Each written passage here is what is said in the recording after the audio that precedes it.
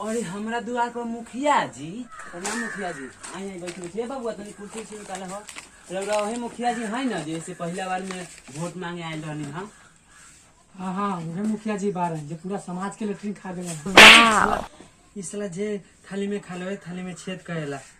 नो नो नो नो तो बताई मुखिया जी सफर अच्छा रहल न? हाँ सब सफर अच्छा रहल। कैसे आवल भाई? अरे रउआ लोगन के कष्ट हम नहीं ना देख सकीला। ई महामारी कितना बढ़ जाता कोरोना वायरस के देखेगा। मास्क निकाल पहले रुकी सैनिटाइजर लगाई सैनिटाइजर और 2 गज दूरी बनाई नो नो नो नो हाथ में लगाए वाला मुंह में नहीं लगाया थोड़ा हम जाएंगे मुखिया जी। मास्क नहीं क्यों तारे के बाद ठीक बा मेहरबानी करियो ना बोलो हां मास्क नहीं क्यों तारे के बाद नहीं वो लगा पैसा मुखिया जी साला कहां पैसा रखे लगे ला चल मुखिया जी हमें मेहरबानी और कहियो ना बोलो मुखिया जी। इना फोटो खींचो फोटो हां ले हां आगे अच्छा से खींच अच्छा से ठीक है आइल बा ठीक है हट रुक ये सब कुछ नहीं हां तो इला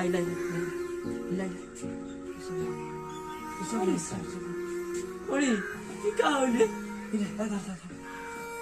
समझी ये हम जैसे कि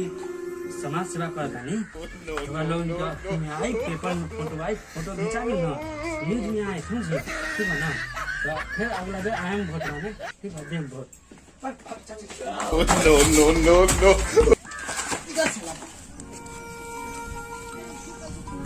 फोन उठाओ हेलो हाँ कहाँ पर पुल पर कैसे एक्सीडेंट कर दिया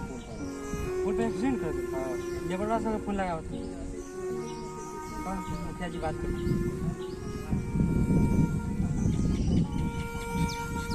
हेलो हाँ मुखिया जी बात करी है हेलो हाँ मुखिया जी बोला था हाँ खुश रहे तू पुलवा पर मर गई बा आज एक्सीडेंट कर दिया जाते सरपंच से मिल जाए खबर दिला ठीक है ना हाँ मिल जाएगी ठीक हाँ डॉक्टर का फोन लगा होता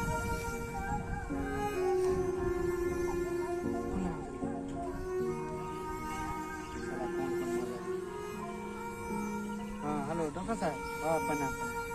हाँ यो कोरोना वायरस के हाँ रिपोर्ट बनावे के रहे एक्सीडेंट से मर गई रिपोर्ट बना दीजिए कोरोना से मर गई समझ ले हाँ पैसा मिल जाए हाँ बना दीजिए ये ना गरीब सरकार परेशान कर देगा कहाँ घूमे को पड़ा था हाँ ठीक है चल हाँ चल कहाँ लिया लो हो सारा कहाँ बुढ़ापड़ी नहा कोनो भेटायो ना अरे क्या कर रहा है अच्छा धोता हां हमारा तो छट जा अरे जवान को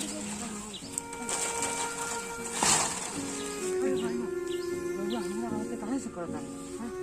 तो का करी भूखे मरी हमरा बात भूख पे पूरा रेट बढ़ा देले बानी अथी गैस के यहां जरना उना है ये नहीं थे तो का करी होता नहीं हम गैस के रेट बढ़े सब लइका फइका मर हम रेट गैस के बढ़े सरकार बढ़ा देले बा त का करी और चिंता न करी हम है ना अरे तुम मास्क लगाओ तो मास्क पहनिए बीमारी से बचम तब ना लॉकडाउन खत्म है हट साइड पैसा सब है ना कहां बा 1 रुपया ना बा जब से लॉकडाउन लगल बा तब से मरा चानी हो घर से कैसे काम चलावता है लॉकडाउन ठीक बा हम है ना नो नो नो नो मुखिया की इज्जत है नाम ए तनी ए फोटो खींच रुकी फोटो खींच नहीं ना हां फोटो हां खिंचाई दे फोटो खींच बढ़िया से ठीक है हां मुखिया को पैसा देता है न्यूज में छपाए के हां न्यूज में आवे के चाहिए बिहान पक्का मुखिया जी पैसा देना हो गए ए हो गए ना रुको ना बबुआ ननु समझता नहीं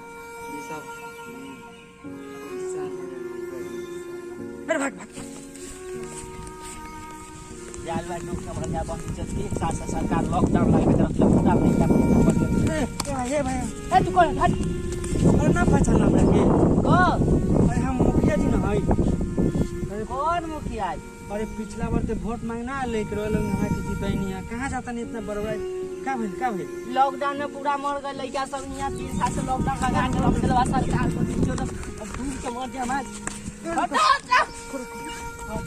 अरे हमारा रहते ई दिन न देखे के पड़ी हमारा मुखिया काला बने से बता बनैली है ये ला जाता नहीं भूखे मर तानी से लइके लोग बता का अरे तो हम है न रहने किसो ए मास्क दे मास्क दे पहले सैनिटाइजर लगा ले सैनिटाइजर बा हाँ लगा इससे बीमारी न फैली इतना दूरी बनाई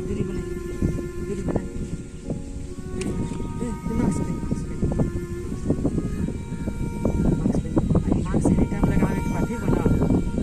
मास्क लगाएम न बीमारी भागी तब न लॉकडाउन खत्म होई हां खत्म हो जाए अरे पैसा ले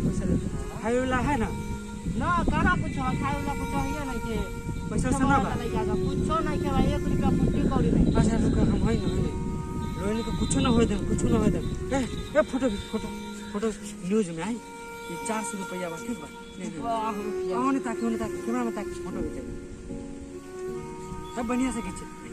ये मार्क्स लगाई तब ना बुझाई कि हाँ मार्क्स दिले बा मुखिया जी अच्छा से फोटो है हाँ अच्छा से हाँ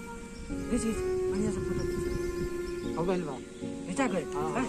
खींचा गए हो गइल हाँ रुकी ले पैसा नहीं पहले कहता नहीं बात कहता नहीं ले पैसा ले धो ये मकसूल है रो बात नहीं समझता नहीं देखिए ये में हम फोटो खिंचवाई ना हां ये फोटो खिंचाई तो सरकार के पास जाए कि गरीब लोग देखिए लॉकडाउन में कैसे मरता है भूखे प्यास से लड़का उनका भूखे प्यास से ना हमें पैसा दे पहले बात सुनी हम पहले बात सुनी ना बात सुनी